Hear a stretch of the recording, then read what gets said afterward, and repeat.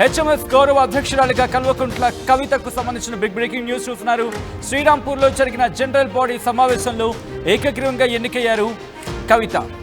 నాయని నరసింహారెడ్డి తర్వాత హెచ్ఎంఎస్ గౌరవ అధ్యక్ష పదవికి ఎన్నికైన రెండో నేతగా నిలిచారు బీఆర్ఎస్ నుంచి కవిత. కవితను గౌరవ అధ్యక్షురాలిగా ప్రతిపాదించడం జరిగింది సంఘం ప్రధాన కార్యదర్శి రియాజ్ అహ్మద్.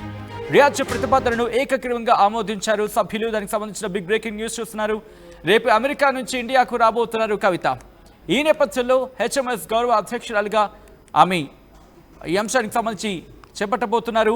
హెచ్ఎంఎస్ గౌరవ అధ్యక్షురాలిగా కల్వకుంట్ల కవితకు సంబంధించిన అన్నదో బిగ్ బ్రేకింగ్ న్యూస్ చూస్తున్నారు. ఈ క్రమంలోనే ఇప్పుడు దీనికి సంబంధించి ఎటువంటి డెవలప్మెంట్ చోటు చేసుకున్నాక సార్ డీటెయిల్గా మాట్లాడుకునే ప్రయత్నం చేద్దాం. ఈ అంశానికి సంబంధించి అప్డేట్స్ అందించేందుకు మా ప్రతినిధి మధు ఫోన్లో సిద్ధంగా ఉన్నారు. మధు, ఇంట్రెస్టింగ్ డెవలప్మెంట్, మరి ముఖ్యంగా దీనికి సంబంధించి ఇక్కడి నుంచి ఎటువంటి పరిణామాలు చోటు చేసుకునే అవకాశం కనిపిస్తోంది మధు?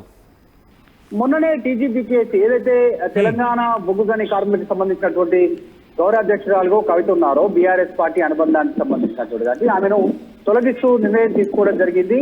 ఆమె ప్లేస్ లో కొప్పుల ఈశ్వర్ మాజీ మంత్రిని నియమిస్తూ నిర్ణయం తీసుకుంది బీఆర్ఎస్ పార్టీ. సో దానికి సంబంధించి కాస్త ఆగ్రహం వ్యక్తం చేశారు ఎమ్మెల్సీ కల్వకుంట్ల కవిత.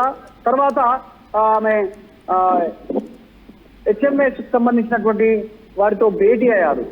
సమావేశం ఏర్పాటైన తర్వాత ఆమె నివాసంలో ఒక నిర్ణయం తీసుకున్నారు. ఈ రోజు శ్రీరాంపూర్ లో జరిగినటువంటి జనరల్ బాడీ సమావేశంలో కవితను గౌరవ అధ్యక్షురాలుగా ఎన్నుకుంటూ నిర్ణయం తీసుకోవడం పైన ప్రస్తుతం చర్చ కొనసాగుతా ఉంది. దానికి కౌంటర్ గా ఆమె అమెరికా వెళ్ళగానే ఈ కార్యక్రమం చేశారు కాబట్టి అమెరికా నుంచి తిరిగి వచ్చే లోపలనే ఆమె గౌరవ అధ్యక్షురాలుగా మళ్ళీ ఎన్నుకున్నటువంటి తీరు అంటే కౌంటర్ ఇచ్చే ప్రయత్నం బీఆర్ఎస్ కి అన్న కేటీఆర్ కి. మొన్న ఎగ్జాక్ట్లీ అమెరికా వెళ్తున్న సమయంలో ఈ ఘటన జరిగింది. రేపు కవిత హైదరాబాద్ రీచ్ కానున్నారు. అమెరికా నుంచి ఉదయం 11:30 హైదరాబాద్ వస్తా ఉన్నారు.